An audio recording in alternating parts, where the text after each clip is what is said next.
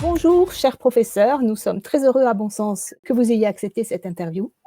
Alors, je vais rapidement rappeler, pour ceux qui vivraient dans une grotte et qui ne vous connaîtraient pas un petit peu qui vous êtes. Donc, vous êtes microbiologiste, professeur des universités, praticien hospitalier et donc vous avez plusieurs casquettes à votre actif en étant à la fois médecin, chercheur scientifique et enseignant. Enseignant universitaire, bien sûr, ce qui est relativement peu fréquent dans le domaine médical. Vous avez eu plusieurs prix d'excellence, dont le Grand Prix de l'INSERM 2010, et vous avez été classé parmi les 10 premiers chercheurs français par la revue Nature pour le nombre de publications et le nombre de citations de vos travaux. Vous êtes une référence mondiale pour plusieurs maladies infectieuses, notamment la fièvre Q et la maladie de Whipple, et vous avez créé et dirigé pendant 10 ans l'Institut hospitalo-universitaire Méditerranée Infection à Marseille, plus connu simplement sur le nom de l'IHU de Marseille. Alors, vous avez récemment écrit un livre en ce début d'année qui s'appelle Ni angélique ni diabolique, les antibiotiques. Dans ce livre, vous faites finalement une revue de l'état des connaissances de ces molécules qui ont permis, vous le rappelez, de sauver des millions de vies dans le monde. Vous parlez dans votre livre de la résistance aux antibiotiques. Alors, tout d'abord, je voulais vous demander, est-ce que vous pouvez d'abord nous expliquer aux auditeurs ce qu'est la résistance aux antibiotiques rapidement et nous dire si cela représente un réel problème de nos jours en médecine? Merci. Bon, d'abord, pour situer les choses, les antibiotiques, initialement et par définition, hein, sont des molécules naturelles. Donc, ce ne sont pas. Parfois, elles ont été un peu améliorées par l'homme et par la chimie, mais globalement, sont des molécules naturelles qui sont sécrétées par les bactéries, les champignons, et qui ont des activités assez larges. D'ailleurs, parfois plus larges, et ça crée des confusions plus larges que ce pourquoi on les a testés pour commencer. Vous voyez, quand on identifie une substance naturelle qui a une activité contre les bactéries, on pense que c'est un antibiotique. Si c'est contre les champignons, on pense que c'est un antifungique. Et on ne va pas nécessairement le tester contre autre chose, en particulier contre les virus. Donc il y a une restriction de la définition des antibiotiques au début qui fait que on a eu des difficultés à les adapter et on a toujours des difficultés à les adapter. L'autre point, ce sont des molécules naturelles et il y a un point qui est très important, qui est un tournant pas que pour les antibiotiques, mais qui est un tournant pour les médicaments en général, c'est que les molécules chimiques qu'on a définies, que l'on connaît, que l'on produit, euh, ne sont jamais obsolètes par définition. Et donc, une partie des problèmes que l'on a actuellement avec l'industrie pharmaceutique, c'est l'idée de l'obsolescence, c'est-à-dire que si les médicaments ne deviennent pas obsolètes, ça veut dire qu'il n'y a plus de marché du tout. Donc, c'est pas comme un appareil électronique que vous changez.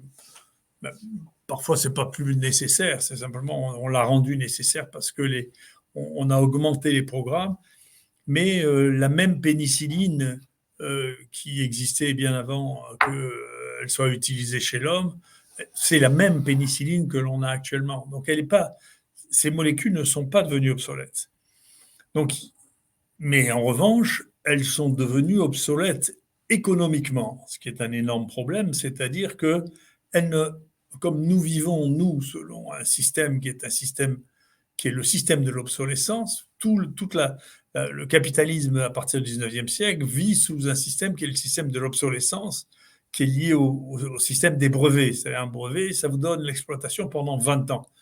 Au bout de 20 ans, ça n'appartient plus à celui qui l'a découvert, et donc tout le monde peut fabriquer les choses et les fabriquer et les vendre à des prix extrêmement faibles. C'est ce qui se passe maintenant. Et donc, pour pouvoir faire de la place aux nouveaux médicaments, comment fait-on quand les besoins médicaux sont couverts? Donc, ça va être une vraie question et ça va répondre en partie à la question de la résistance. Alors, qu'est-ce que c'est que la résistance? La résistance, c'est quelque chose qui est autant les antibiotiques sont des molécules chimiques. La, la, la réalité de la molécule chimique ne dépend pas de l'homme. C'est une molécule chimique. On sait comment c'est bâti. C'est bâti par un système très particulier, très très ancien, qui a probablement 3 milliards d'années. Donc c'est un très ancien et un très vieux système, la production des antibiotiques, bien avant l'industrie humaine. Et donc,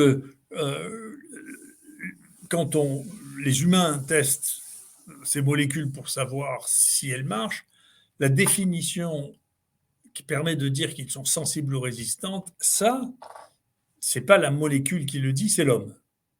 Et donc, c'est parfois étrange parce que de temps en temps, le niveau à partir duquel vous trouvez qu'il y a une résistance, c'est-à-dire le nombre de microgrammes par millilitre qu'il faut pour empêcher la culture du microbe, eh bien, ne va pas être le même aux États-Unis et en Europe.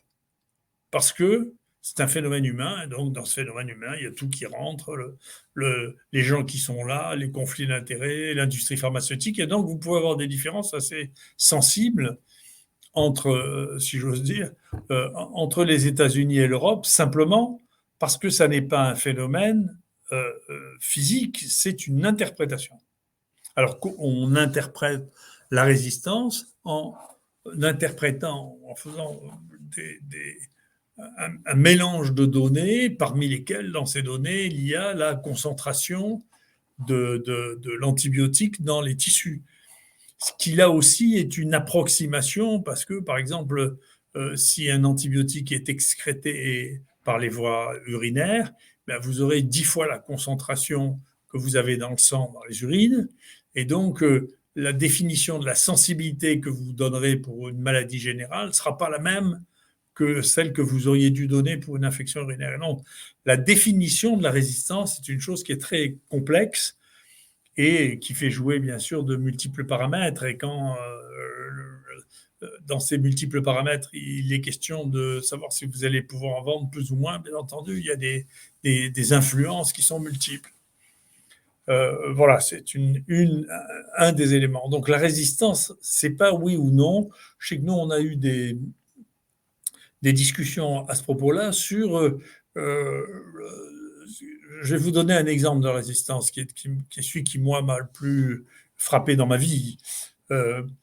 Dans les années 90, on avait encore des sida malades, c'est-à-dire que c'était avant l'efficacité des trithérapies, et donc il y avait très souvent des pneumonies. Une des manifestations du sida, c'était une pneumonie d'un champignon qu'on appelait Pneumocystis carinii. Et ce champignon, on le traitait avec un médicament qui s'appelle le Bactrim. Et ce médicament qui s'appelle le Bactrim, pour qu'il soit efficace chez ces gens-là qui avaient un sida, qui étaient souvent très dénutris, qui pesaient 50 kilos, on donnait 10 à 12 grammes de Bactrim pour ces gens-là, pour traiter leur pneumonie, et puis ça marchait. Mais le Bactrim avait été inventé et découvert 20 ou 30 ans avant. Et donc, on avait défini la sensibilité et la résistance qui correspondait à une posologie, c'est-à-dire à une dose de 2 grammes par jour. Et donc, on rendait, ce sur quoi nous on a travaillé, les staphylocoques, par exemple, on disait que les staphylocoques étaient résistants parce que la résistance avait été calculée sur 2 grammes par jour. Mais en réalité, il était parfaitement sensible si on donnait 5 grammes par jour. Et on pouvait très bien donner 5 grammes par jour puisqu'on en donnait 10 à ceux qui avaient un sida. Vous voyez, donc, ce qui montre que la signification de la résistance dépend de paramètres multiples. Et je vais vous donner un autre exemple, qui est un exemple qui est très, très important parce que c'est un exemple qui est utilisé par les gens qui modélisent la résistance dans le monde, qui est la résistance du pneumocoque. Les pneumocoques, dans l'ensemble, sont restés sensibles aux médicaments du groupe de la pénicilline, en particulier l'amoxicilline, qui est très utilisée. Il y a très peu de résistance à l'amoxicilline des pneumocoques. Mais comme la première définition de la résistance des pneumocoques sur la pénicilline a été faite dans la fin des années 40, au début des années 50, eh bien, vous pouvez dire qu'il y a 30% de pneumocoques qui sont résistants à la pénicilline parce que la définition de la résistance à la pénicilline était quelque chose de très très bas. En réalité, il suffit d'augmenter les doses de pénicilline. Mais de résistance à l'amoxicilline, il n'y en a pas. Mais si vous comptez dans les problèmes de la résistance du pneumocoque à la pénicilline, on peut vous dire, vous savez, il y a des centaines de milliers de résistances euh, aux antibiotiques de base, la pénicilline, mais plus personne ne traite les infections à pneumocoque avec la pénicilline. Vous voyez, c'est-à-dire que, parce que la pénicilline et l'amoxicilline, c'est le même type de molécule, c'est le même type de résistance. Mais leur définition de la résistance ne s'est pas faite au même moment. Mais ce n'est pas de la science, hein. C'est ce que je veux dire, c'est pas de la science, c'est les hommes qui manipulent des données pour dire ben, ça c'est sensible, ça c'est résistant, mais c'est pas de la science. C'est pas un phénomène physico-chimique dont vous pouvez dire c'est de la science. Je ne sais pas si c'est très clair ce que je Oui, dis. oui, c'est très clair, c'est très clair. Oui, oui, c'est vraiment très clair. Donc finalement, vous nous résumez tout ça aussi en nous disant que c'est faux de dire qu'il y a de moins en moins d'antibiotiques. On entend ça, oh là là, les antibiotiques, il faut faire attention, il ne faut pas les utiliser. On dit aux médecins, attention, la surprescription. En fait, il y a beaucoup d'antibiotiques, mais en fait, ils ne sont pas disponibles parce qu'il y a des gens qui ne les fabriquent pas. On ne les fabrique plus parce que ce n'est pas Oui, rentable. Il y a cette rentabilité-là qui est à la clé.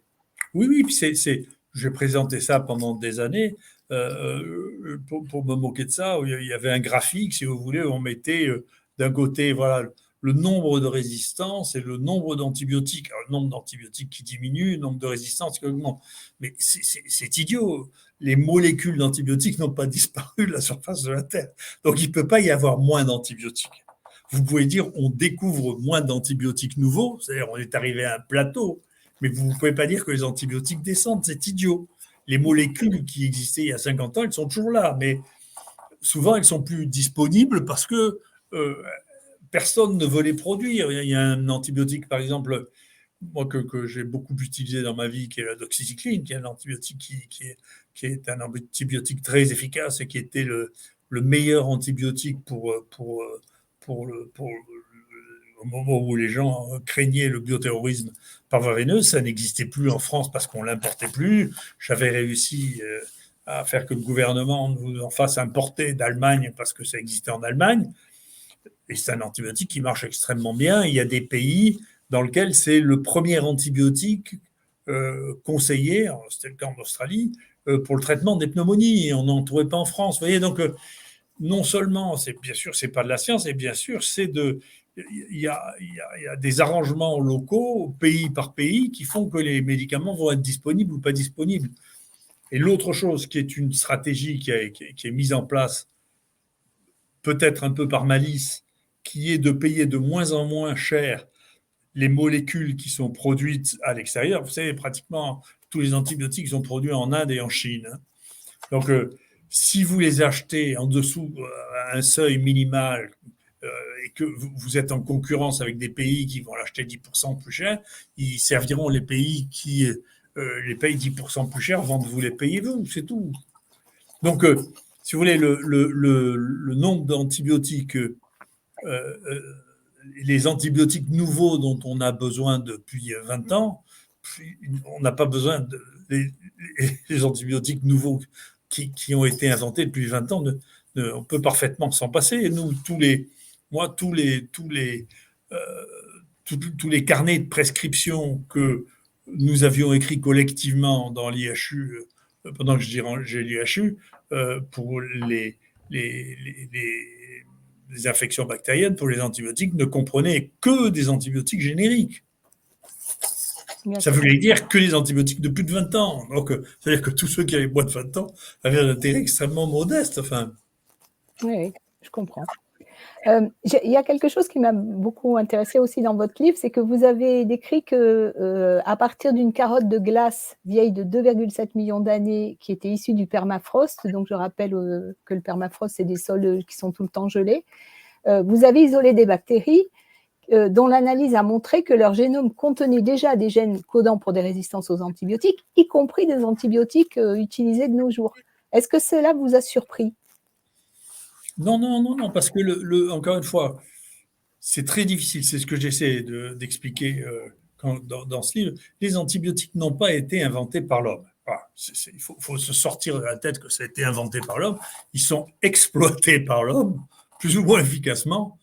Ils sont vendus par l'homme, mais ils n'ont pas été inventés par l'homme. Ils ont été inventés, les antibiotiques sont une part de la guerre générale des organismes entre eux, et depuis des milliards d'années.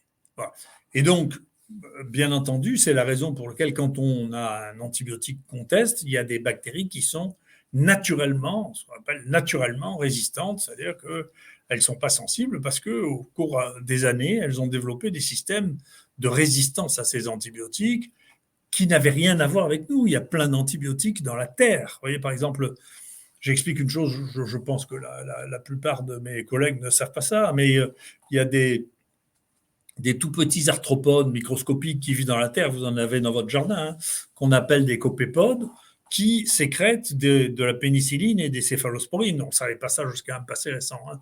Donc, dans votre terre, il y a de la pénicilline et des céphalosporines, mais depuis des millions d'années. Donc, autour, cette terre sélectionne des bactéries résistantes parce que sinon, elle les tue avec les antibiotiques qu'elle sécrète. Si vous réalisez que les antibiotiques sont sécrétés par des bactéries ou des champignons, eh bien,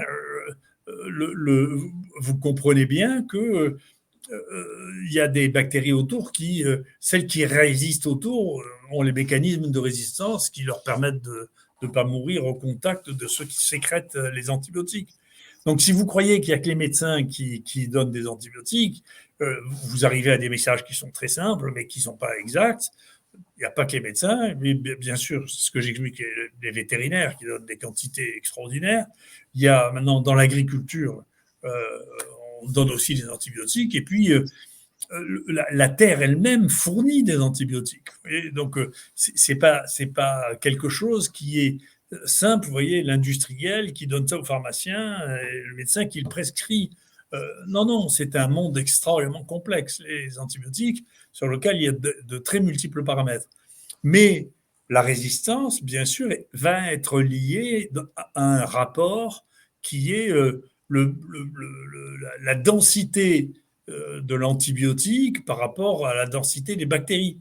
Donc, si vous êtes dans un site dans lequel, ou dans un endroit dans lequel on donne énormément d'antibiotiques, les bactéries qui au départ étaient sensibles à cet antibiotique vont être sélectionnées, celles qui sont résistantes vont être sélectionnées, mais d'ailleurs, si vous arrêtez ces antibiotiques, vous verrez que la population va devenir sensible. Donc, si toutes les études qu'on fait sur la résistance, c'est les études dans lesquelles la proportion, le nombre d'antibiotiques donnés par personne est considérable, c'est-à-dire que si vous regardez dans les réanimations, il y a 100% des gens qui ont des antibiotiques. S'il reste un mois, ils ont reçu 5, 6, 7 antibiotiques différents. Et bien sûr, à la fin, dans la réanimation, il y a des bactéries résistantes.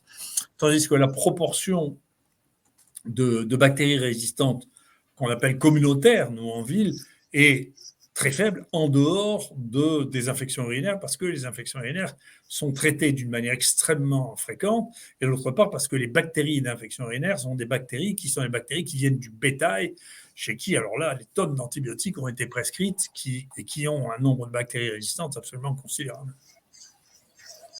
Très bien. Et justement, je voulais continuer pour finir sur les antibiotiques, sur un aspect que les gens connaissent peu, c'est que ces molécules peuvent avoir d'autres propriétés que d'être de simples bactéricides. Et vous en parlez, et notamment, après, on en parlera dans le traitement de la Covid. Donc, vous décrivez certaines molécules antibiotiques dont on a découvert qu'elles avaient d'autres propriétés que d'être des antibiotiques. Oui, les antibiotiques bien entendu, ont des actions de la lutte des êtres vivants entre eux. Donc, y compris, il y a beaucoup de médicaments de la chimiothérapie anticancéreuse qui sont des antibiotiques, qui sont utilisés pour traiter les cancers. Donc, il y a des antibiotiques qui ont une activité contre les parasites, qui ont une activité contre les champignons, donc, et qui ont une activité contre les virus. Donc, simplement, c'est très c'est très complexe. Un de mes maîtres disait, on ne peut pas être à la fois chercheur et connaître les choses jusqu'à un certain niveau et enseignant parce que ce qu'on sait est trop dense par rapport à ce qu'on peut enseigner. Et donc, on simplifie terriblement les choses et bien sûr, il y a des générations de gens qui ont appris les antibiotiques, c'est pour les bactéries et donc c'est pas pour les virus. Et maintenant, au plus haut niveau, on va vous dire, les antibiotiques, ça marche pas sur les virus. Ce qui est un a priori, si vous n'avez pas testé, vous n'en savez rien du tout. Vous savez, on en reparlera au niveau du Covid. Donc, la plupart des molécules que l'on connaît ont été testées pour une activité particulière et on a fini par penser que c'est nous, humains, qui avions déterminé quelle était cette activité. Mais c'est pas vrai, elle avait une activité et nous, on a testé que celle-là, vous voyez? Tout à fait, je comprends tout à fait. Ben, justement, on peut, parler des traitements précoces, que vous avez, mis en place à l'IHU pour traiter le Covid, le Covid-19 et en fait, vous, dès l'apparition du SARS-CoV-2 sur le territoire français, donc vous avez, avec vos équipes, effectué des tests PCR, et pris en charge les malades et vous vous êtes inspiré initialement d'études chinoises qui sont sorties très tôt et vous avez mis au point un protocole à base d'hydroxychloroquine et d'azithromycine, justement. L'azithromycine est un antibiotique et qui, pour vous, ne laissait aucun doute sur son efficacité. Alors, bon, on passe outre le fait que vous avez été très décrié parce que vous n'avez pas fait d'études cliniques randomisées. Alors, je rappelle pour nos auditeurs que quand même les essais cliniques dits randomisés ont plusieurs défauts, mais notamment, ça coûte extrêmement cher et qu'il n'y a que l'industrie pharmaceutique et éventuellement les autorités sanitaires qui peuvent financer cela. Et que jusqu'à présent, à ma connaissance, il n'y a pas eu vraiment d'essais randomisés sur votre protocole, c'est-à-dire hydroxychloroquine, azithromycine, en phase précoce de la maladie. Mais vous, quand vous avez vu cette épidémie qui commençait sur le territoire, ça vous a paru intéressant tout de suite d'ajouter l'azithromycine, qui est donc un antibiotique, avec l'hydroxychloroquine, dont les Chinois avaient dit, bah, nous, on voit un effet antiviral de l'hydroxychloroquine. Non, non, non. Pour vous, je suis un homme d'un certain âge. Donc pour vous, la vie des antiviraux commence avec le Covid, mais moi, elle a commencé il y a bien longtemps. Donc l'hydroxychloroquine, ça fait plus de 30 ans que je prescris l'hydroxychloroquine dans une maladie bactérienne. L'hydroxychloroquine était au début connue comme étant une molécule euh, qu'on utilisait contre la fièvre d'abord, et puis ensuite contre le paludisme. Et moi, je l'ai utilisé parce que je connaissais le mécanisme et je connais le mécanisme de ce groupe de molécules. Et ce groupe de molécules, leur mécanisme est de changer l'acidité des vacuoles dans lesquelles les microbes sont dans les cellules, qu'il s'agisse de bactéries, qu'il s'agisse de parasites ou qu'il s'agisse de virus.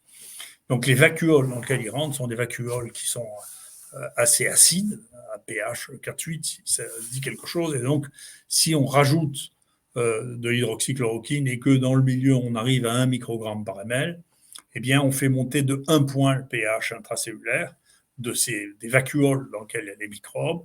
Et les microbes qui ont besoin de ce pH, soit pour sortir, soit pour se multiplier, ne peuvent plus se multiplier.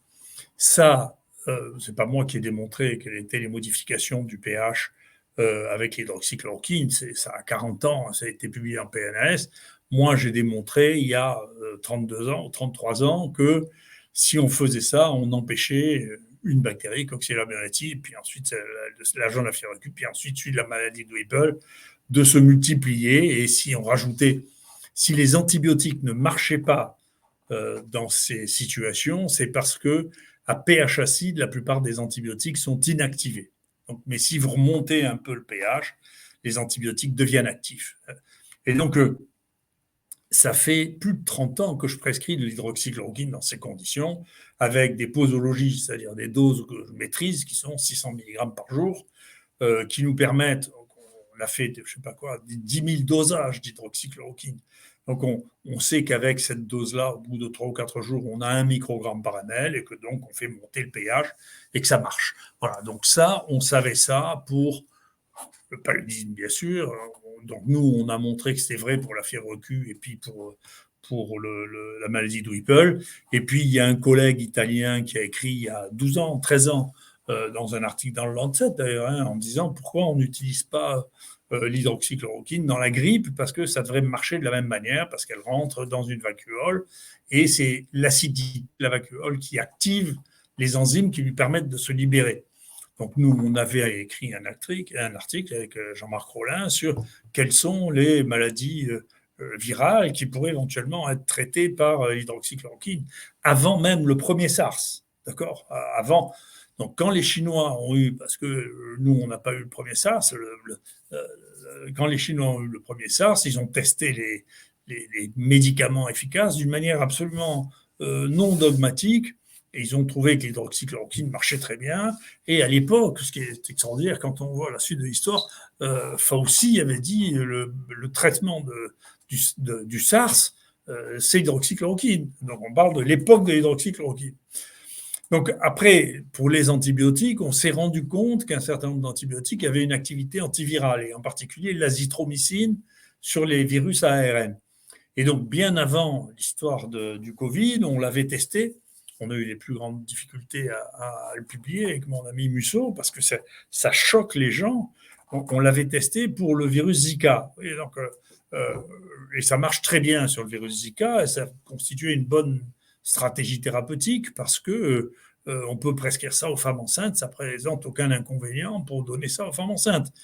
Et l'azithromycine a été démontré aux États-Unis que dans les infections, contrairement au message qu'on donne, dans les infections virales de l'enfant, l'azithromycine entraîne un meilleur pronostic que si on ne donne pas d'azithromycine. Et vraiment du médicament, l'azithromycine.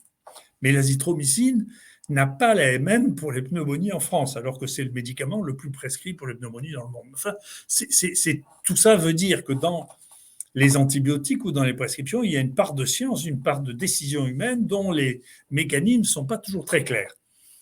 Toujours est-il que donc nous, on connaissait l'azithromycine avant, on connaissait l'hydroxychloroquine avant, et donc dès qu'on a eu une souche, on a testé à la fois de Covid-19, du SARS-2, on a testé à la fois l'hydroxychloroquine, qui avait déjà été testée par les Chinois, qui avaient trouvé que ça fonctionnait, on a testé l'azithromycine, et on les a testés ensemble, et on a vu qu'ils avaient au laboratoire une activité synergique, ce qui est la raison pour laquelle on a déposé un projet de recherche pour l'hydroxychloroquine, et comme l'azithromycine est le traitement des pneumonies en général, on a rajouté chez un certain nombre de patients de l'azithromycine, on a vu que ça marchait encore mieux quand il y avait l'azithromycine. Donc tout ça, ça n'a pas été découvert là. Tout le problème, c'est que nous connaissions et nous dosions l'hydroxychloroquine depuis 30 ans. Bon, je ne sais pas, j'ai dû soigner 4 ou 5 000 malades qui avaient des fièvres Q ou des maladies de Whipple. Dans le monde entier, il n'y a pas un livre de médecine qui ne contienne pas l'hydroxychloroquine à la dose de 600 mg par jour pendant 1 an pour le traitement des fièvres Q chroniques. Il n'y en a pas un au monde, pas plus en français, celui des professeurs de maladies infectieuses. Comment on est arrivé nous, on avait déterminé la dose précise qu'il fallait donner, la dose qu'il fallait avoir dans le sérum. Comment on est arrivé à avoir des gens comme en Angleterre qui ont donné 4 fois la dose que nous donnions, qui sont des doses toxiques? C'est que si vous regardez n'importe quel livre de médecine, si vous donnez 2,5 grammes d'hydroxychloroquine, c'est toxique.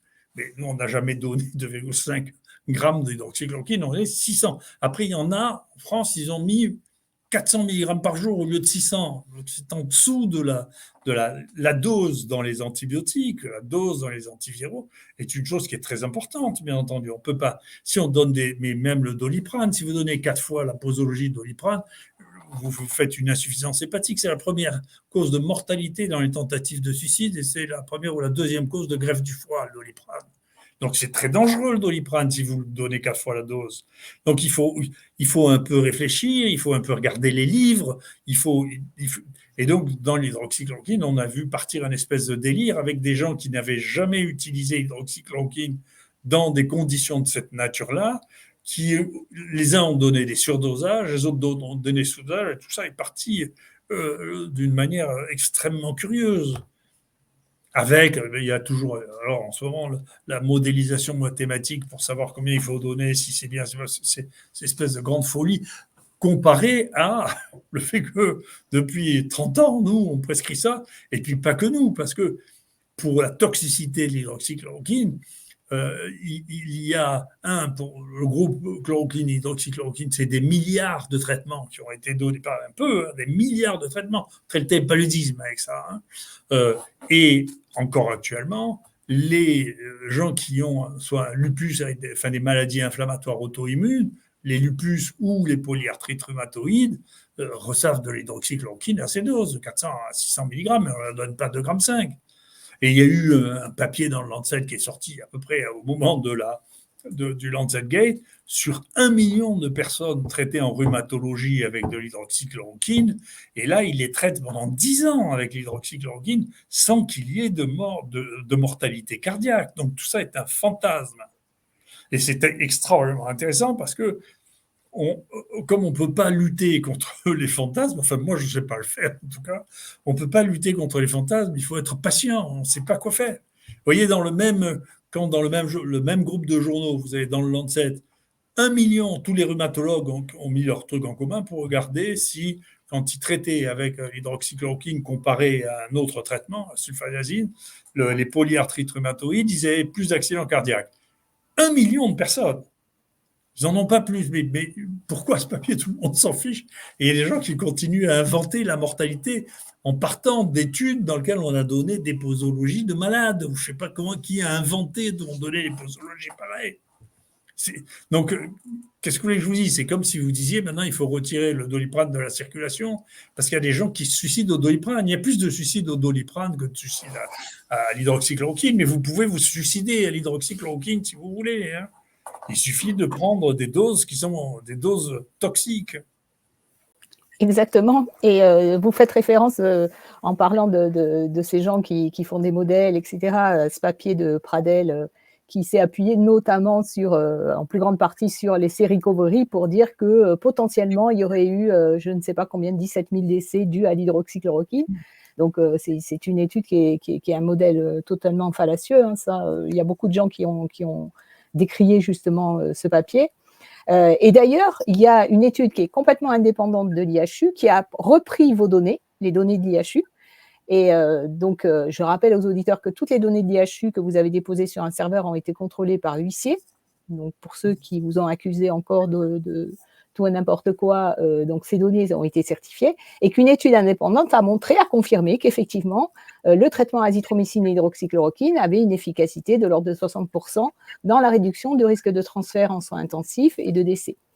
Et pourtant, là, pour le coup, dans les médias, on n'a pas, les médias ne disent pas cela. Et au contraire, ce qu'on a constaté presque depuis le début 2020, c'est que dès qu'il y avait une étude qui concluait à l'inefficacité de l'hydroxychloroquine, ça faisait les grands titres.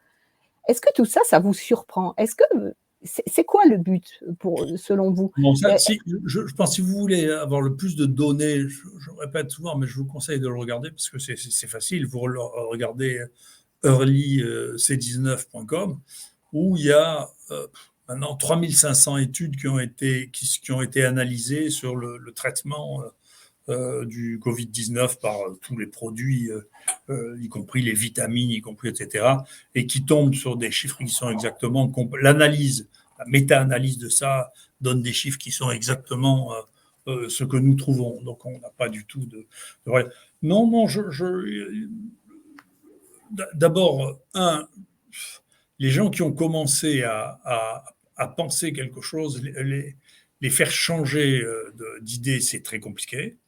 2, il y a eu cette histoire qui, pour moi, n'est pas claire. Je ne sais pas si un jour elle sera éclairée. Je suis étonné qu'avec les conséquences qu'elle a eues, il n'y ait pas une enquête dessus, qui a été le Lancet Gate, où des gens qui étaient inconnus dans le monde des maladies infectieuses rapportent qu'ils ont des données sur 90 000 patients et qu'il y a une mortalité de 10% chez ceux qui ont pris l'hydroxychloroquine.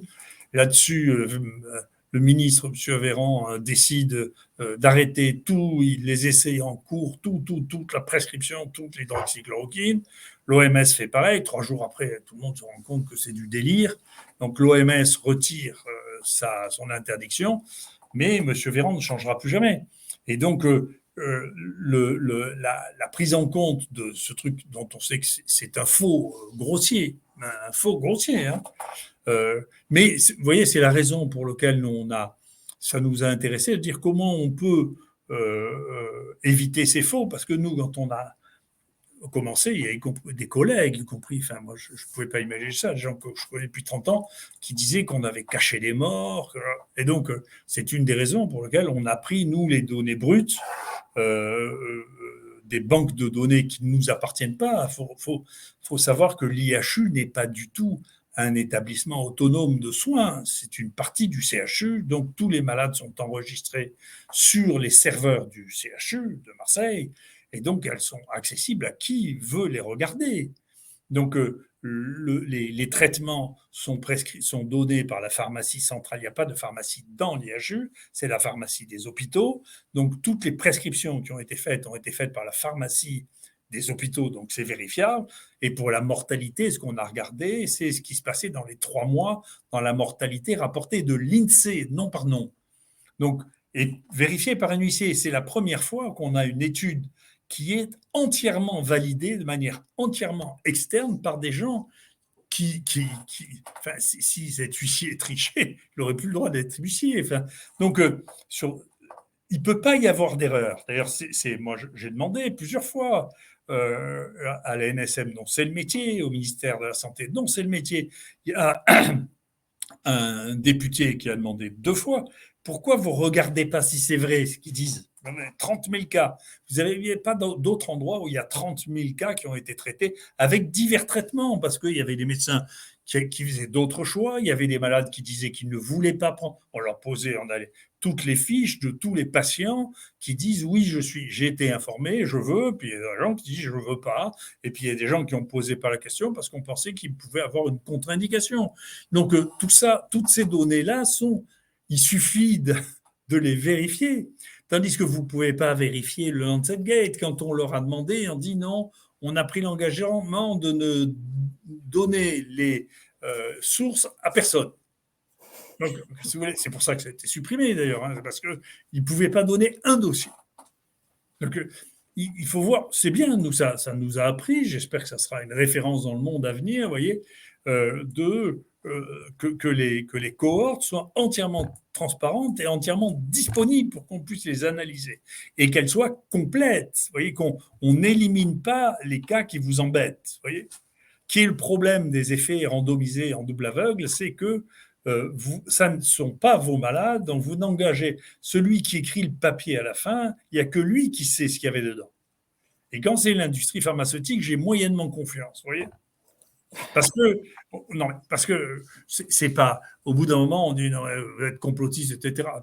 Il y a 10 condamnations de l'industrie pharmaceutique tous les ans pour corruption, pour mensonge, enfin, faut voir ce que c'est que l'Oxycontin. On estime qu'il y a 500 000 morts basés sur des mensonges. Le laboratoire qui a dit que maintenant ce dérivé de la morphine n'était pas addictif, on pouvait le prendre comme n'importe quel antidouleur. Enfin, qui c'est qui peut. Vous vous rendez compte ce qu'elle a fallu mettre comme argent pour réussir à faire croire. C'est McKinsey qui a fait la campagne pour arriver à faire croire qu'un dérivé de la morphine n'était pas addictif. Enfin, c'est tellement bête. C'est fou, oui, tout à fait. Tout à fait. Mais le viol, on estime que c'est 50 000 morts. Tout ça est basé. Et après, les mêmes, Lancet, le New England ont fait des excuses, la FDA a fait des excuses, on s'est trompé, on n'a pas regardé les données, on n'avait pas toutes les données, mais ça n'empêche pas qu'on recommence l'année d'après. On prend les mêmes et on rejoue pareil. Et après, quand on dit, enfin, quand même, c'est le New England, quand même, c'est le Lancet, vous voulez voir le nombre de fois où le Lancet et le New England se sont excusés en disant on n'avait pas vu. Enfin, au bout d'un moment, il faut arrêter. Enfin, moi, je suis pour séparer la science financée par l'industrie du reste de la science, parce qu'il y a un qui n'est pas de la science, c'est du commerce. Enfin. Exactement. Je suis tout à fait d'accord avec vous. Mais finalement, sur ce dossier hydroxychloroquine, on peut se demander qui veut la peau de l'hydroxychloroquine. Est-ce qu'il y a des gens qui ont à craindre finalement que votre traitement était efficace et qu'on aurait mieux fait de soigner précocement la maladie au lieu de laisser les gens chez eux avec du Doliprane?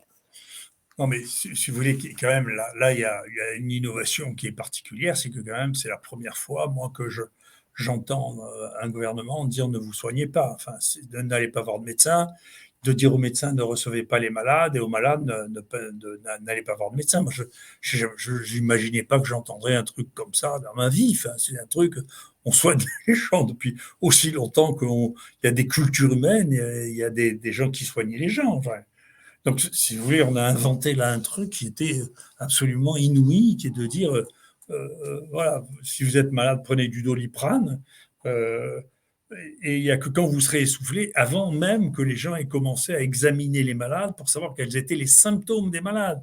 Or, il se trouve que l'essoufflement est un symptôme qui est un symptôme au moment où les gens ont une détresse respiratoire dans cette maladie. C'est pas comme la grippe. C'est beaucoup la faute de Fauci, hein, qui a dit au départ c'est comme la grippe et donc ça va se présenter comme la grippe et donc tant que les gens ne sont pas essoufflés, c'est pas grave.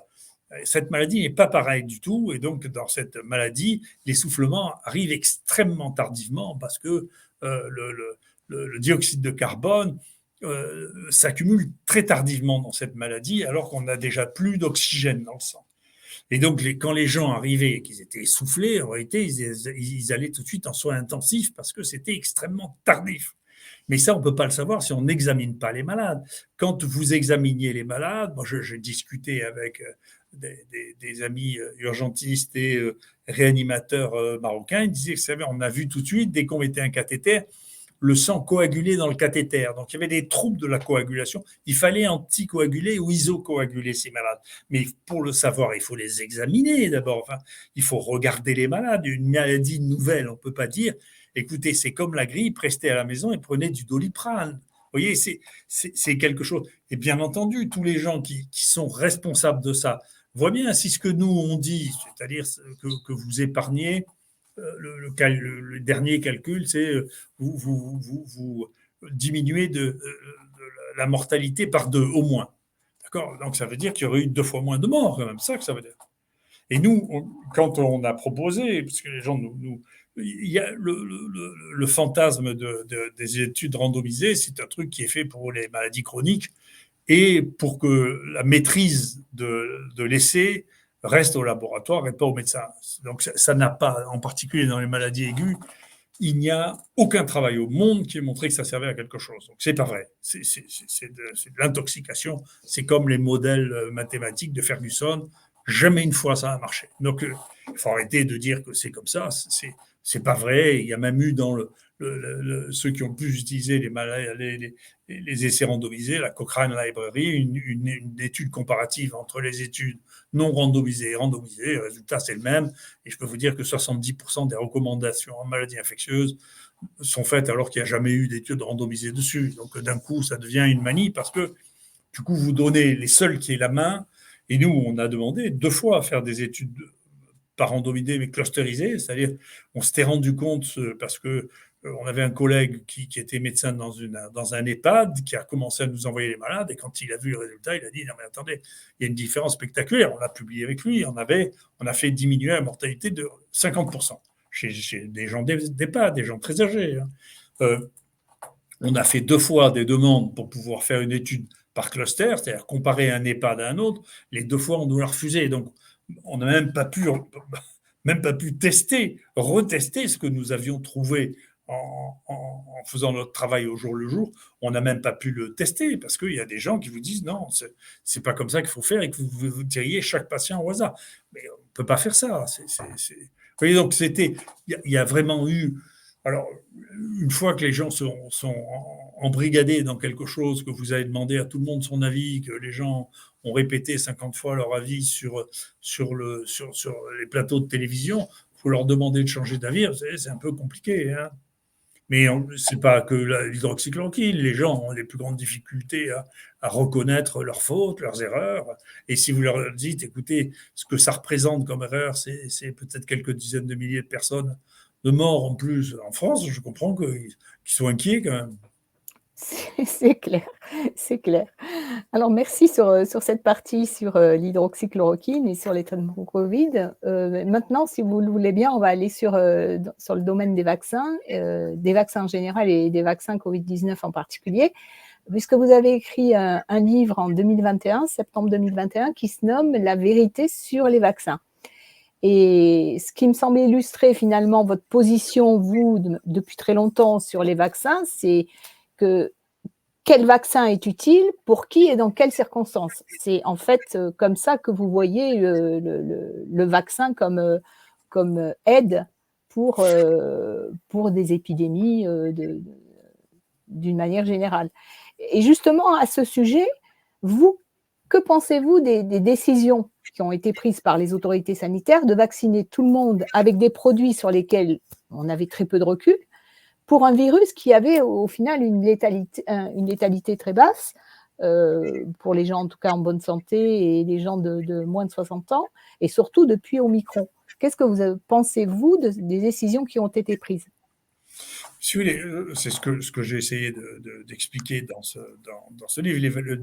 Dans toute intervention médicale, si vous voulez, il faut faire la balance entre le bénéfice et le risque. Dans toute. Et concernant les vaccins d'ailleurs, cette balance change au cours du temps.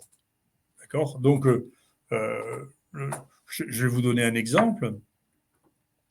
Donc, il y a beaucoup de vaccins qui ont permis de. Il y a un vaccin qui a permis l'éradication d'une maladie, c'est la variole, et donc ça nous a marqué tous parce que c'était quand même un triomphe terrible. Il n'y a aucune autre maladie qui a été éradiquée par le vaccin. Il y en a, mais qui ont diminué de manière très très significative. Il y en a beaucoup. Hein. Donc il y a très peu de rougeole, il y a très peu de rubéole, voilà. Donc il y a des vaccins qui marchent très bien, y compris les vaccins qui marchent très bien et qui ne sont pas remboursés en France, hein, comme le vaccin contre la varicelle. On a plusieurs centaines de milliers de cas de varicelle en France, et le vaccin n'est pas remboursé. Alors, par quel mystère ces décisions sont prises? Ce n'est pas des décisions rationnelles non plus. Hein. Donc, moi, ma position vis-à-vis des vaccins est plus proche de celle des Anglais ou des Américains dans la démarche, qui est la recommandation. Donc, je pense qu'il faut recommander les vaccins qui sont efficaces pour ceux pour qui c'est efficace. Mais je ne suis pas, et jusqu'à un passé récent, à part les pays communistes, personne ne faisait d'obligation vaccinale. Donc c'est Mme Buzyn qui a décidé de faire une obligation vaccinale.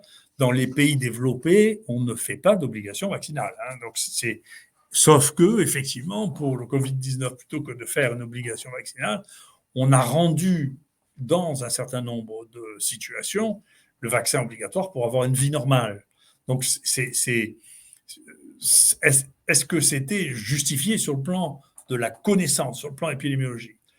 Là, il y a 3 éléments majeurs qu'il faut avoir en tête quand on pense au vaccin. Premièrement, pour les infections virales respiratoires, nous n'avons pas de vaccin qui ait permis d'éradiquer une infection virale respiratoire pour l'instant. Vous le voyez bien, la grippe, on vaccine tous les ans. Ça fait des années qu'on vaccine. Très bien, ça protège une partie de la population. Ça a une efficacité qui est ce qu'elle est, mais il y a une efficacité relative. Donc c'est utile, en particulier pour les gens qui soit risquent de le transmettre, comme le personnel de soins, soit risquent d'en mourir, encore qu'il y a plus de formes graves de grippe chez les enfants que ce qu'il y a de formes graves de Covid-19. Hein. Le Covid-19, je rappelle, nous, c'est les données qu'on a, c'est les données qu'ont les Suédois, c'est à condition qu'on soigne les malades. Certains font des formes un peu plus sévères, il faut les soigner. Mais si on fait ça, la mortalité, c'est 1 pour 10 000 infectés. D'accord ? Donc, si vous voulez, c'est moins que la grippe. Hein, donc, c'est une maladie qui est, et on le sait, la mortalité, c'est la moitié des morts avaient plus de 85 ans quand même. Hein, donc, c'était ça la cible. C'est là-dessus qu'il fallait se concentrer. Hein. Donc, c'est un premier point. On n'a pas d'exemple comme ça d'infection virale purement respiratoire qu'on ait réussi. Deuxièmement, si une maladie n'est pas... Les seules maladies pour lesquelles les vaccins ont une efficacité relative sont les maladies qui donnent une immunité stable, c'est-à-dire les maladies pour lesquelles qu'on fait une fois. Vous voyez, toutes les maladies de l'enfance, on les fait une fois. Donc la rougeole, la rubéole, les oreillons, la varicelle, on peut faire ensuite un zona, mais on va faire une varicelle. Eh bien, celle-là, c'est pourquoi les vaccins marchent, c'est parce que c'est des maladies qui sont très immunisantes.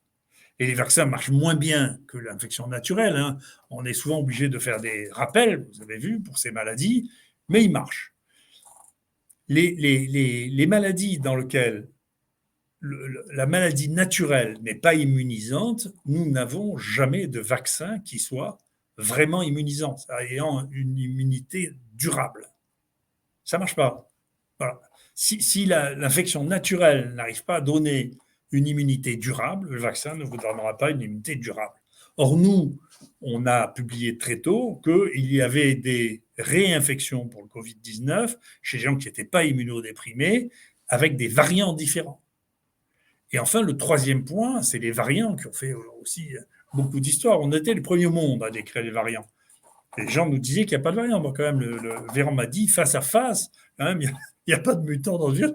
À moi, qui fait des génomes depuis 25 ans, quand même. Il faut oser, quand même. Donc, les gens dans cette maladie, on a vu des gens oser avoir une opinion sur des choses dont on demande comment ils ont pu oser avoir une opinion. C'est quelque chose, c'est incroyable, vous voyez. Et donc, quand on a vu ça, si vous avez des mutants, ben, vous avez le même problème qu'avec la grippe, c'est-à-dire que d'une année sur l'autre, vous n'avez pas exactement le même virus et vous ne pouvez pas utiliser le même vaccin. Et donc, qu'est-ce qu'on fait?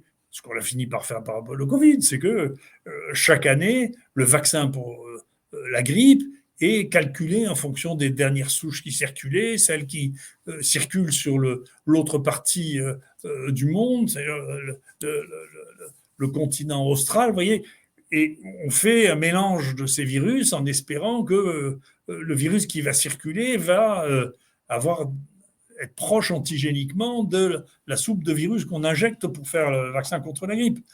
Donc, c'est que quand les virus mutent à cette vitesse-là, ce qui est le cas des virus ARN, eh bien, c'est très difficile d'avoir des vaccins de garantir l'efficacité des vaccins et surtout de penser qu'on va éradiquer la maladie. Donc, que l'on fasse un vaccin pour dire, écoutez, on va protéger la partie de la population qui est la plus fragile, et puis, à la limite, dans une épidémie, chez les personnes qui sont très fragiles, s'il y a un risque relatif du vaccin, c'est peut-être pas très grave parce qu'il y a un risque important de la maladie. Vous voyez, donc, si vous avez plus de 85 ans, quand même, il y avait un risque de la maladie qui n'était pas négligeable, quand même, hein.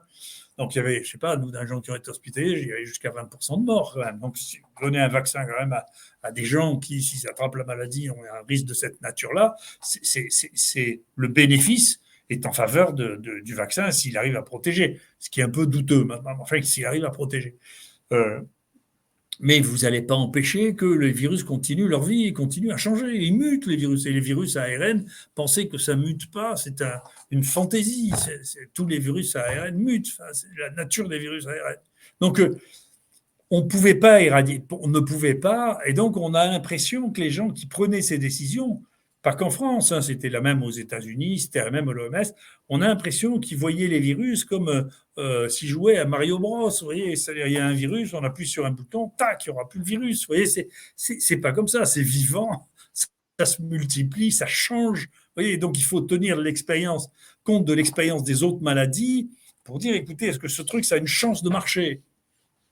Et bien entendu, il n'y avait aucune chance que ça marche. Et puis ensuite, on a su très tôt, parce qu'il y en a qui se sont précipités dessus, en Israël, en Angleterre, pour vacciner très tôt. Et très tôt, on a vu qu'il y avait des rebonds derrière. Donc, on a su très tôt que ça ne marchait pas.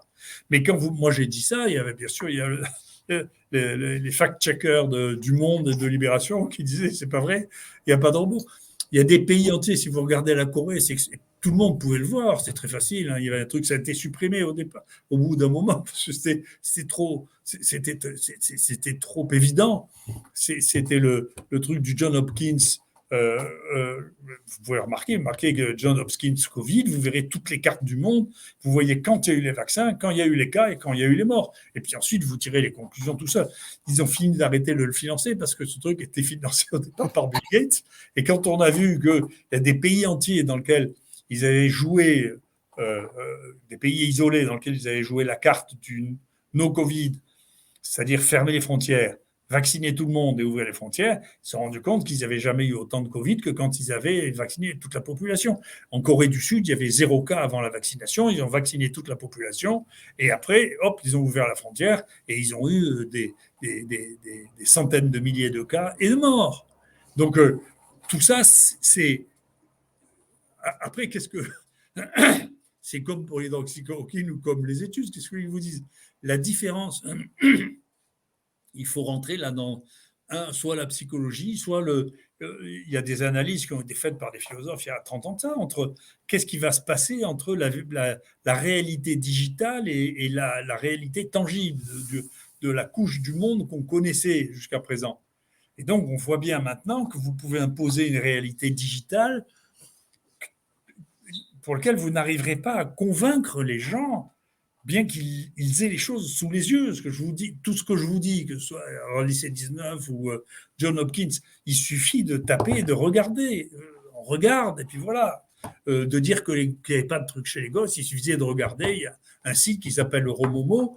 Il y avait une diminution de la mortalité chez les enfants en France pendant le 2020, c'est-à-dire au moment où et il y a une surmortalité qui est apparue juste après les vaccins. Je ne dis pas qu'il y a un lien avec les vaccins, je ne sais pas quelle est la cause, hein, mais pendant la période, ce n'est pas vrai que les enfants mouraient du Covid. Il y avait une diminution très significative de la mortalité, probablement parce qu'il y avait moins d'accidents de la route, parce qu'ils sortaient moins, parce qu'il n'y avait pas... voilà, donc il n'y avait pas de justification à vacciner l'ensemble de la population parce que l'idée de contrôler l'épidémie par la vaccination était une idée qui n'était pas raisonnable. Et deuxièmement, il n'y avait pas de raison de vacciner des gens qui ne risquaient pas de faire une forme grave. Et s'ils étaient malades, on devait les traiter. Et puis voilà. Donc, il y a l'obligation ou les formes d'obligation parallèles, que ce soit le pass sanitaire, le vaccin aux frontières, etc., n'étaient pas justifiées par la situation. D'accord, merci beaucoup pour ceci. Vous avez récemment annoncé sur le réseau X, anciennement Twitter, que vous avez analysé avec vos équipes des fioles de vaccins à ARN messager. Donc ma question, c'est qu'est-ce que vous y avez trouvé qui n'était pas attendu et allez-vous publier les résultats? Alors, on n'a pas trouvé des choses. On a été scoopé, parce qu'il y a des gens qui l'ont publié avant nous, mais il y a maintenant 4 équipes qui ont publié que les taux d'ADN du groupe plasmide, facteur d'initiation et spike, l'ADN, il y a des quantités d'ADN qui sont au-dessus de ce qui était annoncé, ce qui était considéré comme étant acceptable. Alors, donc, en fonction des uns et des autres, il y en a qui trouvent qu'il y a 100 millions, d'autres qui trouvent qu'il y a 10 millions de copies par dose injectées. Hein. Donc, alors il y a peut-être des variations d'un lot à l'autre. Donc, nous, on a trouvé des choses qui sont comme les autres. Et bien sûr, on va les publier aussi. Après, vous savez, c'est des sujets. Le premier qui a fait ça a un préprint. Pour publier ça maintenant, vous êtes en face de forces qui sont... colossal hein, pour publier des choses pareilles, parce que là, tous les gouvernements sont contre, l'OMS est contre, tous les grands journaux sont contre. Tout le monde a dit que c'est les vaccins qui marchent à 99%, qui sont sans risque. Donc, quand vous allez commencer à toucher ça, pour le publier, c'est un peu chaud. Mais c'est disponible, c'est online. Hein. Le travail de Wiesmann là, est disponible et on peut le voir. Donc, c'est une chose qui pose question parce que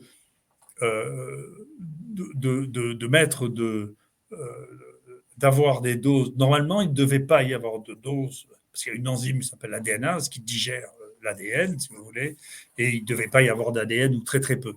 Parce que ensuite, ce vaccin, on met ça dans des microparticules lipidiques qui rentrent dans la cellule. C'est-à-dire que là, vous avez quelque chose qui fait rentrer de l'ADN dans la cellule.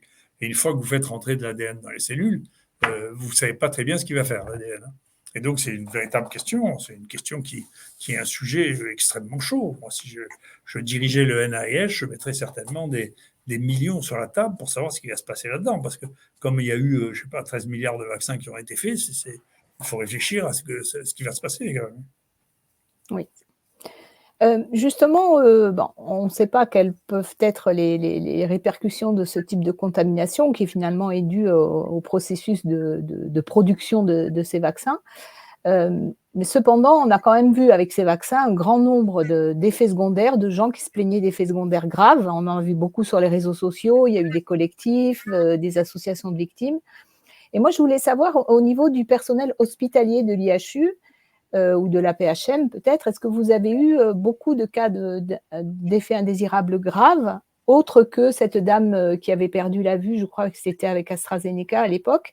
Est-ce que vous en avez vu beaucoup dans le personnel hospitalier et même chez les patients qui sont passés à l'IHU? Est-ce que vous avez vu des pathologies que vous ne voyiez pas trop avant la vaccination, et notamment chez les jeunes?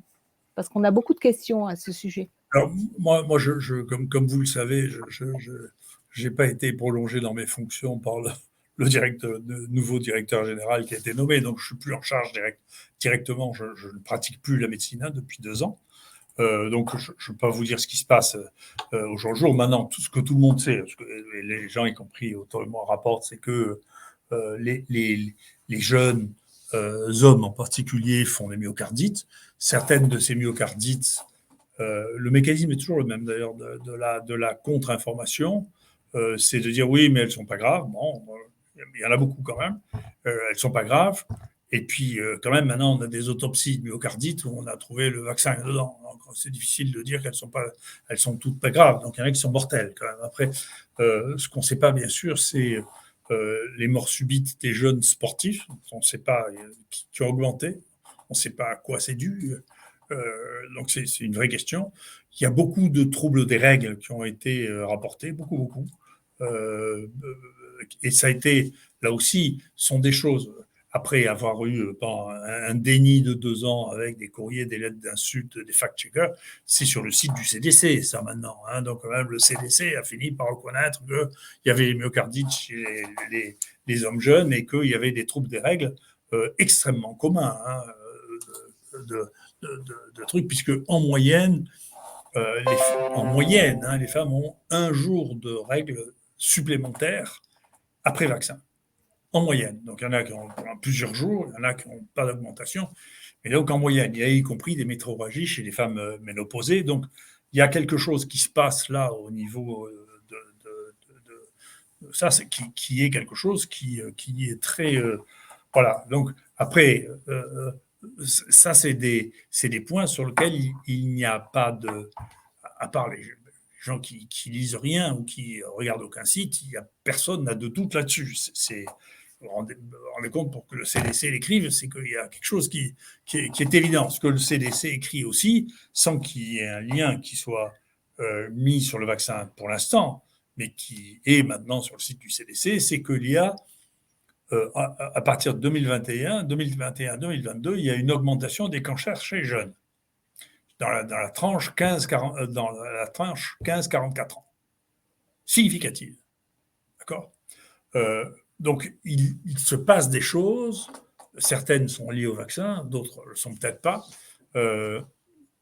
Mais en tout cas, plus personne ne nie, pas plus que. Moi, je sais qu'il y a un journaliste qui m'a dit c'est une des raisons pour lesquelles je n'aime pas beaucoup discuter avec les journalistes. Qui m'a expliqué que c'est pas parce que j'avais vu un cas que c'était comme ça, mais enfin, on a supprimé le vaccin AstraZeneca parce que ça donne des thromboses du sinus caverneux dans la tête, là, et que c'est comme ça qu'effectivement, une jeune femme, on a vu très tôt une jeune femme perdre la vision d'un œil, et les Danois qui ont arrêté très tôt ont envoyé leur vaccin en Afrique, ou en Afrique, leur ont renvoyé les AstraZeneca, parce qu'il ne faut pas les prendre pour des imbéciles. Donc, c'est des dons, si vous voulez, dont il vaut mieux se passer. C'est pas des dons nécessaires. Donc, c'est assez honteux, je trouve. Hein, mais, donc, ils ont arrêté très tôt. Donc, c'est pas moi qui ai inventé. Moi, j'ai été le premier à dire en France, écoutez, il ne faut pas faire AstraZeneca chez les femmes de moins de 50 ans, parce que c'est elles qui font déjà le plus de thromboses qui sont inexpliquées. Il ne faut pas le faire. Donc, pas été écouté, mais l'Angleterre qui produisait AstraZeneca a arrêté avant nous de faire des vaccins chez les femmes de moins de 50 ans, quand même. Hein. Puis après, ils ont arrêté tout court. Donc, tout ça, c'était vrai, bien entendu. Simplement, quand vous le disiez au départ, c'était encore, vous êtes un complotiste. Donc, mais c'est une chose, si vous voulez, qui est très intéressante. Il y a une vraie différence entre les praticiens, qu'il s'agisse de praticiens de médecine, de gens qui ont vu les malades. Il y a un film qui circule actuellement, qui a été fait aux États-Unis sur la plus grande fraude, qui est la fraude sur l'histoire de l'hydroxychloroquine. que je suggère de voir, et il est traduit en français sur le site de François. Et c'est très intéressant. Et à un moment, ils interviewent un médecin qui dit mais non, mais c'est pas vrai, tout ça c'est des histoires, etc. Et l'intervieweur a la malice de lui dire mais est-ce que vous avez déjà vu un malade et un Covid? Et lui dit non. Et il devient le médecin spécialisé du Covid du président des États-Unis. Donc, si vous voulez, vous voyez, il y a une différence qui a été écrite par Baudrillard. C'est exactement ça, c'est-à-dire entre le monde réel, les praticiens, ceux qui voient les malades, qui en déduisent des choses, qui changent. Moi, j'ai appris beaucoup. J'ai fait de la réanimation jeune dans mes choix d'internat, mais il y a des très bons réanimateurs à Marseille, des très bons réanimateurs sur l'appareil respiratoire. C'est une grande spécialité de Marseille. Moi, quand ils m'ont montré tout ce qu'ils faisaient pour l'appareil respiratoire, j'ai été sidéré. Il s'était passé un chose. D'abord, ils intubaient très peu, ce qui est une chose très raisonnable. D'autre part, ils avaient inventé de les mettre sur le ventre, et en particulier les obèses, parce que du coup, ça libère le diaphragme. Et ensuite, ils les mettaient sur le ventre, sur des lits qui étaient pliés comme ça, de manière à ce que le ventre tombe dans le trou et libère le diaphragme, parce que les obèses ça fait remonter le diaphragme, et donc leur capacité respiratoire, ce avec quoi ils respirent, est diminuée. Donc, parce que si vous leur faites tomber le ventre, vous récupérez une partie, un tiers de la capacité respiratoire. Donc, tout ça, c'est de la pratique. C'est pas quelqu'un qui est au ministère, qui a pas vu un malade depuis 35 ans, qui va vous l'expliquer. Vous voyez, c'est les gens qui le font. Nous, on a, pareil, très tôt, on a vu le premier malade qu'on a eu, il avait une anosmie, il sentait plus les odeurs. On a demandé aux ORL comment est-ce qu'on fait. Et donc, on a fait un petit film pour expliquer que ça se rééduquait, ça. C'est-à-dire qu'on met les odeurs et on les nomme, et donc ça fait gagner du temps, c'est-à-dire qu'on récupère beaucoup plus vite son odorat si on fait ça. Tout ça, c'est de la médecine. On ne peut pas l'inventer. Ce n'est pas des modèles mathématiques, c'est des docteurs. Vous voyez, c'est vieux comme Hippocrate. On commence par observer. Hippocrate dit ça. La première chose qu'on fait, c'est on observe les choses, on regarde la saison, on regarde les animaux, l'environnement. Hippocrate, c'est pas hier quand même. Vous voyez, donc c'est ça la médecine.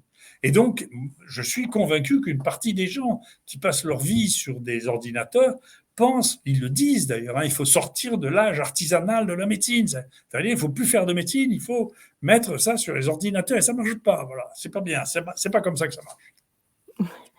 C'est une très bonne analyse de tout cela. Alors juste pour finir, et pour, finalement essayer d'avoir une vision un petit peu, pragmatique de tout ça, on a vu que les autorités sanitaires, finalement, il y avait quand même un 2 poids 2 mesures, entre les médicaments, puisqu'on voit qu'on a demandé des niveaux de sécurité extrêmement, fortes pour des vieux médicaments qu'on connaissait très bien, hydroxychloroquine, ivermectine, etc. Et absolument pas de niveau de sécurité très fort pour les ARN messagers, le Paxlovid, le Remdesivir. Ces 2 poids 2 mesures-là, bon, d'abord pour vous, est-ce que c'est normal?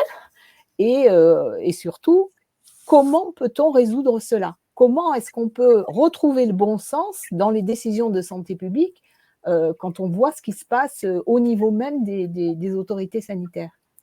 Ah non, non, mais il y a un problème de fond que vous résoudrez pas comme ça. Moi, je ne sais pas comment on fait, d'ailleurs. C'est une des raisons, moi, je voudrais pas, je veux pas faire de politique, je voudrais pas en faire, parce que je sais pas comment on fait, parce que les gens qui font ça sont sûrs qu'ils ont raison.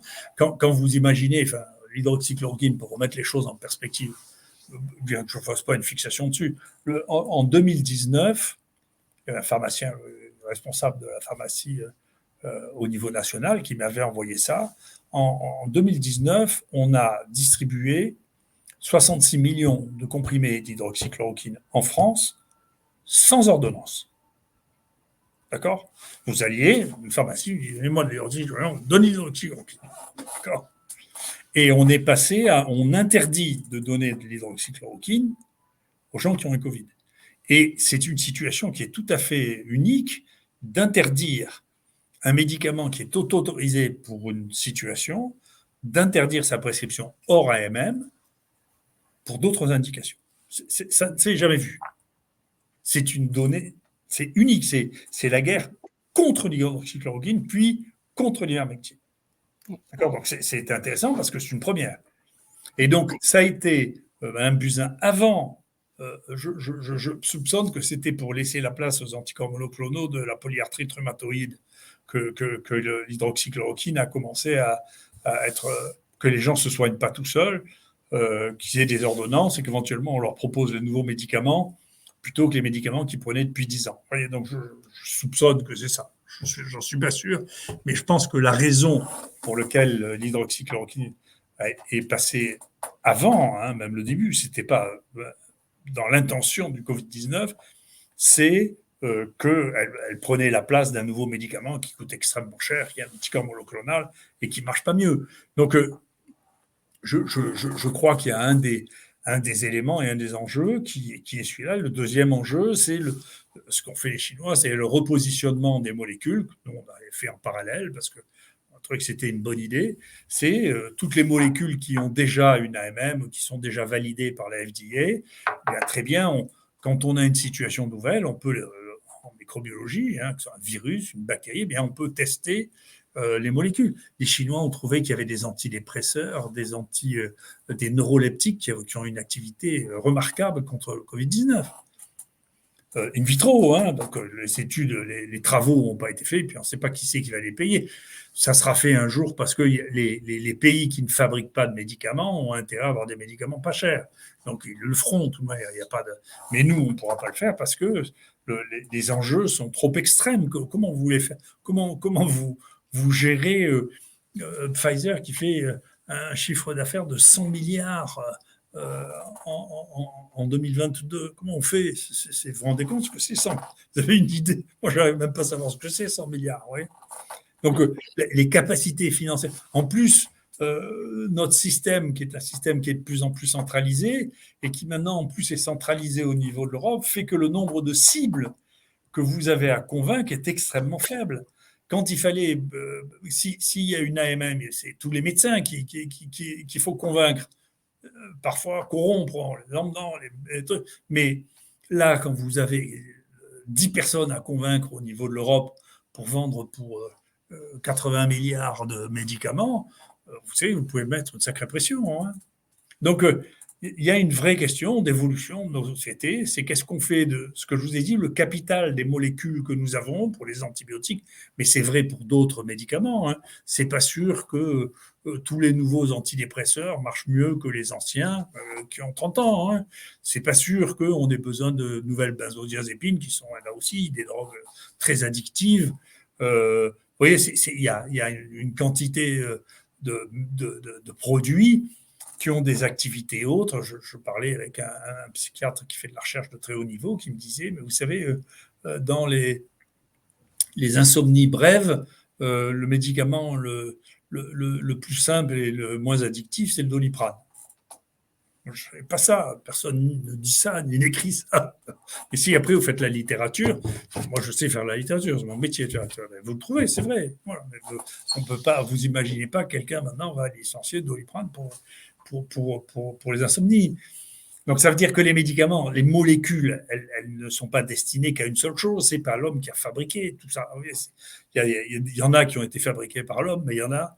Et vous savez, il y a beaucoup de molécules dont on s'est rendu compte que l'activité n'avait rien à voir de ce pourquoi on avait prévu de le faire. Le plus gros succès de l'industrie pharmaceutique, c'était le Viagra. Ça n'a pas du tout été fait pour ce pourquoi c'est prescrit actuellement dans le monde entier. C'était une découverte par hasard. Oui, c'est vrai, tout à fait. Eh bien, écoutez, merci beaucoup, professeur. On était ravis de vous avoir au micro de Bon Sens. Vous nous avez donné un peu de votre temps précieux. C'était vraiment pour nous très important de vous recevoir.